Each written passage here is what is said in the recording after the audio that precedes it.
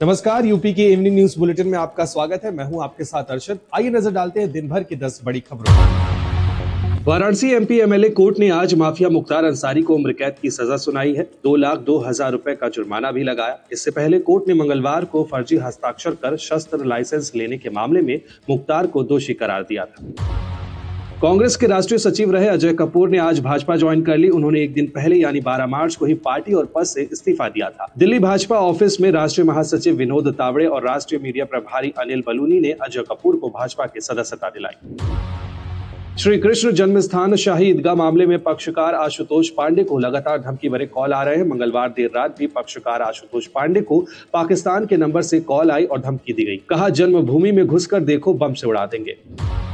UP में फिर मौसम का मिजाज बदलने वाला है। आज वेस्ट यूपी के 11 जिलों में बारिश हो सकती है। 3 दिन बाद पूर्वांचल के 7 शहरों में भी बारिश होगी। हालांकि इस दौरान गर्मी से कुछ खास राहत नहीं मिलने वाली है। आगरा के अछनेरा में दलित युवक की घुड़चढ़ी के दौरान गांव के लोगों ने हंगामा कर दिया। इस पर दूल्हे पक्ष के लोगों में आक्रोश फैल गया। सूचना पर पहुंची पुलिस ने दोनों पक्षों को शांत कराया। सीएम योगी आज लखनऊ, उन्नाव, फर्रुखाबाद, बरेली दौरे पर है। इस दौरे के दौरान सीएम कई विकास परियोजनाओं का लोकार्पण और शिलान्यास कर रहे हैं। बरेली में सभा को संबोधित करते हुए कहा कि पहले राम का नाम लेने पर लाठी गोलियां चलती थी, अब यूपी विश्व में आस्था का केंद्र बनकर उभरा है। जेवर में गलगोटिया यूनिवर्सिटी के सुरक्षा कर्मियों ने 3 छात्रों की जमकर पिटाई कर दी, जिसका वीडियो सोशल मीडिया पर वायरल हो रहा है। वीडियो पर संज्ञान लेते हुए यूनिवर्सिटी प्रशासन ने 2 सुरक्षा कर्मियों को निष्कासित कर दिया है। चित्रकूट में प्रेमी जोड़े के बीच शादी के दिन गलतफहमी होने की वजह से लड़की ने शादी से इनकार कर दिया। दोनों की लव मैरिज शादी होनी थी, जिसके बाद पुलिस ने लड़का और लड़की को थाने में बुलाया और शादी करवा दी। कन्नौज में पानी की टंकी के निर्माण कार्य में लगे मजदूरों ने शराब के नशे में दलित किशोरी से गैंगरेप किया। मामले की जानकारी होने पर किशोरी के पिता ने मजदूरों के खिलाफ पुलिस को तहरीर दी, जिसके आधार पर पुलिस ने तीनों आरोपियों को गिरफ्तार कर लिया है। गोंडा में हैकरों ने जिलाधिकारी गोंडा के नाम से संचालित फेसबुक आईडी को हैक कर आपत्तिजनक वीडियो और तस्वीरें पोस्ट की। इसको लेकर गोंडा जिलाधिकारी नेहा शर्मा ने डीएम के नाम से संचालित फेसबुक आईडी को बंद कराते हुए एसपी से कार्रवाई की मांग की। उत्तर प्रदेश की बांदा जेल में बंद माफिया मुख्तार अंसारी को आज आर्म्स एक्ट के मामले में आजीवन कारावास की सजा सुनाई गई है। वाराणसी की एमपी एमएलए कोर्ट ने कल ही मुख्तार अंसारी को 36 साल पुराने मामले में दोषी करार दिया था। 1987 में गाजीपुर में 2 नाली बंदूक का लाइसेंस लेने में जिलाधिकारी और पुलिस अधीक्षक के फर्जी हस्ताक्षर कर लाइसेंस जारी हुआ था। ये मामला सामने आने के बाद पुलिस ने केस दर्ज किया था। हरियाणा के नए सीएम नायब सैनी की सरकार फ्लोर टेस्ट में पास हो गई है। जननायक जनता पार्टी के व्हिप जारी करने के बावजूद जेजेपी के 5 विधायक विधानसभा में मौजूद रहे। इसके अलावा हरियाणा के पूर्व सीएम मनोहर लाल खट्टर ने भी एमएलए पद से इस्तीफा दे दिया है। आम चुनाव को लेकर बिहार में एनडीए के अंदर सीट शेयरिंग पर फॉर्मूला फाइनल किए जाने की कवायद चल रही है। खबर है कि बीजेपी लोक जनशक्ति पार्टी के दोनों गुटों को 5 सीटें दे सकती है, यानी इन 5 सीटों में ही चिराग पासवान और पशुपति पारस को अपना अपना बंटवारा करना होगा। चुनावों के लिए ऑल इंडिया मजलिस इत्तेहादुल मुस्लिमीन यानी AIMIM के चीफ असदुद्दीन ओवैसी ने भी बिहार की सीट्स को लेकर अहम ऐलान किया है। ओवैसी ने बिहार की 11 सीटों पर अपनी पार्टी के प्रत्याशी उतारने की घोषणा की है। AIMIM बिहार की किशनगंज, कटिहार, अररिया, पूर्णिया, दरभंगा, भागलपुर, काराकाट, बक्सर, गया, मुजफ्फरपुर और उजियारपुर सीट से अपने प्रत्याशी उतारेगी। स्टेट बैंक ऑफ इंडिया के चेयरमैन दिनेश कुमार ने सुप्रीम कोर्ट में एफिडेविट फाइल की है, जिसमें बताया गया है कि सुप्रीम कोर्ट के 11 मार्च के निर्देश के मुताबिक इलेक्टोरल बॉन्ड से जुड़ी उपलब्ध जानकारी चुनाव आयोग को दे दी गई है। एसबीआई चेयरमैन ने बताया कि उन्होंने चुनाव आयोग को एक पेन ड्राइव में 2 फाइल्स दी हैं। एक फाइल में बॉन्ड खरीदने वालों की डिटेल्स है, जिसमें बॉन्ड खरीदने की तारीख और रकम का जिक्र है। दूसरी फाइल में बॉन्ड इनकैश करने वाले राजनीतिक दलों की जानकारी है।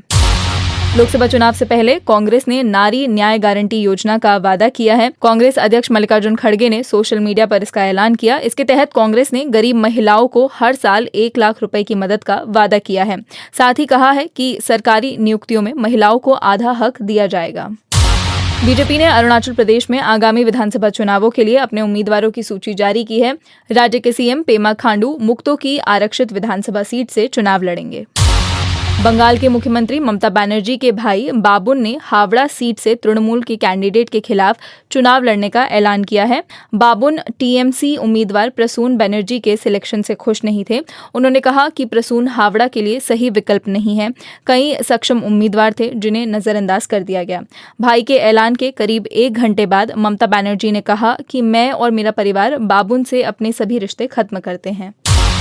बैंगलोर के रामेश्वरम कैफे में 1 मार्च को हुए बम ब्लास्ट के मामले में एक संदिग्ध को एनआईए ने कर्नाटक के बेलोरी से हिरासत में लिया है। एनआईए ने अपनी स्टेटमेंट में कहा है कि ये संदिग्ध कुछ हमले के मुख्य आरोपी की तरह दिखता है। हालांकि ये वही आरोपी है या नहीं अभी कहा नहीं जा सकता। फिलहाल अधिकारी संदिग्ध शख्स से पूछताछ कर रहे हैं। मणिपुर के अलगाववादी संगठन यूनाइटेड नेशनल लिबरेशन फ्रंट के 2 प्रमुख नेताओं को एनआईए ने गिरफ्तार किया है। एनआईए ने सीआरपीएफ और मणिपुर पुलिस के साथ मिलकर जॉइंट ऑपरेशन चलाया। गिरफ्तार किए गए आरोपियों की पहचान थोकचाम थोइबा और लाइमायुम इंगबा के रूप में हुई है। थोइबा के बारे में जानकारी देने के लिए एनआईए ने इनाम का भी ऐलान किया था। न्यूजीलैंड के उप प्रधानमंत्री और विदेश मंत्री विंस्टन पीटर्स ने आज उपराष्ट्रपति जगदीप धनखड़ से मुलाकात की। दोनों नेताओं के बीच आर्थिक सहयोग और कनेक्टिविटी को लेकर बातचीत हुई है। अमेरिकन मेडिकल एसोसिएशन के जर्नल जामा नेटवर्क ओपन में पिछले महीने भारत में बच्चों के न्यूट्रिशन से जुड़ी एक रिपोर्ट को केंद्रीय बाल विकास मंत्रालय ने बेबुनियाद बताया है। स्टडी में दावा किया गया था कि भारत में लगभग 19% से ज्यादा बच्चे जीरो फूड कैटेगरी में आते हैं। इसका मतलब है कि देश में 67 लाख बच्चे ऐसे हैं जिन्होंने 24 घंटे में ना तो दूध पिया है और ना ही खाना खाया है। केंद्रीय बाल विकास मंत्रालय ने कहा है कि स्टडी में प्राइमरी रिसर्च नहीं है और इसे सनसनीखेज बनाया गया है। भारतीय off spinner Ravichandran Ashwin ICC test bowling ranking में नंबर 1 पर पहुंच गए हैं। अश्विन ने हाल ही में धर्मशाला में इंग्लैंड के खिलाफ अपना 100वां टेस्ट मैच खेला था। अश्विन ने अपनी ही टीम के गेंदबाज जसप्रीत बुमराह को पीछे छोड़कर ये रैंक हासिल की है। बुमराह 2 स्पॉट से फिसलकर 847 पॉइंट के साथ तीसरे स्थान पर चल रहे हैं। अश्विन और बुमराह के अलावा रविंद्र जडेजा भी टॉप 10 में मौजूद हैं। प्रधानमंत्री नरेंद्र मोदी ने आज प्रधानमंत्री सामाजिक उत्थान और रोजगार आधारित जन कल्याण पीएम सूरज राष्ट्रीय पोर्टल का शुभारंभ किया और वंचित समुदायों के 1 लाख उद्यमियों के लिए ऋण सहायता को मंजूरी दी। प्रधानमंत्री ने वीडियो कॉन्फ्रेंस के माध्यम से अनुसूचित जाति, पिछड़ा वर्ग और स्वच्छता कर्मियों सहित वंचित वर्गों के विभिन्न सरकारी योजनाओं के लाभार्थियों के साथ बातचीत भी की। प्रधानमंत्री ने national action for mechanised sanitation ecosystem Namaste के तहत सीवर और सेप्टिक टैंक श्रमिकों को आयुष्मान स्वास्थ्य कार्ड और पीपीई किट वितरित किए। इससे पहले प्रधानमंत्री ने 1,25,000 करोड़ रुपए से अधिक की 3 सेमीकंडक्टर परियोजनाओं का शिलान्यास किया। केंद्रीय मंत्रिमंडल ने आज दिल्ली मेट्रो के 4थे चरण के तहत 2 गलियारों को मंजूरी दे दी। बैठक के बाद नई दिल्ली में सूचना और प्रसारण मंत्री अनुराग सिंह ठाकुर ने बताया कि दोनों गलियारों की कुल लागत 8,400 करोड़ रुपए होगी। इसका खर्च केंद्र सरकार, दिल्ली सरकार और अंतर्राष्ट्रीय फंडिंग एजेंसियां उठाएंगी। लाजपत नगर साकेत जी ब्लॉक मेट्रो लाइन 8.3 किलोमीटर लंबी होगी और इसमें 8 स्टेशन होंगे। दिल्ली मेट्रो की ग्रीन लाइन का विस्तार करके इंद्रलोक से इंद्रप्रस्थ तक 12 किलोमीटर लंबी मेट्रो लाइन बनाई जाएगी। मंत्रिमंडल ने भूटान को पेट्रोलियम, तेल, लुब्रिकेंट और इससे जुड़े उत्पादों की आपूर्ति के लिए दोनों देशों के बीच समझौता ज्ञापन पर हस्ताक्षर को स्वीकृति दे दी। मंत्रिमंडल ने भारत पश्चिम एशिया यूरोप आर्थिक गलियारे के संचालन में सहयोग के बारे में भारत और संयुक्त अरब अमीरात के बीच अंतर सरकारी रूपरेखा समझौते को भी आज मंजूरी दे दी। हरियाणा में मौजूदा राजनीतिक घटनाक्रम के बाद नए मुख्यमंत्री नायब सिंह सैनी ने आज विशेष विधानसभा सत्र में विश्वास मत जीत लिया। सदन में करीब 2 घंटे की चर्चा के बाद भारतीय जनता पार्टी सरकार ने ध्वनिमत से विश्वास मत प्राप्त कर लिया। इस बीच राज्य के पूर्व मुख्यमंत्री मनोहर लाल ने करनाल विधानसभा सीट से त्यागपत्र दे दिया है। उन्होंने कहा कि पार्टी नेतृत्व की ओर से जो भी जिम्मेदारी सौंपी जाएगी वे उसे और अधिक जिम्मेदारी से निभाएंगे। भाजपा ने अरुणाचल प्रदेश में विधानसभा चुनाव के लिए 60 उम्मीदवारों की सूची जारी की है। मुख्यमंत्री पेमा खांडू मुक्तो से, उप मुख्यमंत्री चाउना मीन को चौखाम सीट से और विधानसभा अध्यक्ष पासंग दोरजी मेचुका सीट से उम्मीदवार हैं। राज्य सरकार का कार्यकाल इस वर्ष 2 जून को समाप्त हो रहा है। राज्य में लोकसभा चुनाव के साथ ही विधानसभा चुनाव भी होंगे। भारत इटली संयुक्त रक्षा समिति की 10वीं बैठक आज नई दिल्ली में आयोजित हुई।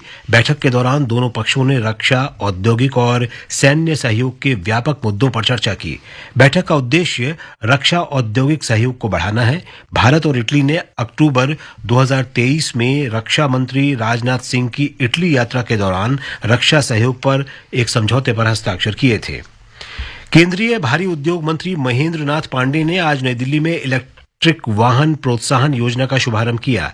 सरकार ने 4 महीने की विशेष योजना के अंतर्गत दुपहिया और तिपहिया वाहन खरीद को प्रोत्साहन देने के लिए 500 करोड़ रुपए आवंटित किए हैं। श्री पांडे ने कहा कि ये प्रोत्साहन योजना कार्बन उत्सर्जन करने और इलेक्ट्रिक परिवहन को बढ़ावा देगी। केंद्रीय गृह मंत्री अमित शाह ने कहा है कि सरकार ने हैदराबाद मुक्ति आंदोलन में प्राण न्यौछावर करने वालों के सम्मान में हर वर्ष 17 सितंबर को हैदराबाद मुक्ति दिवस मनाने का निर्णय किया है।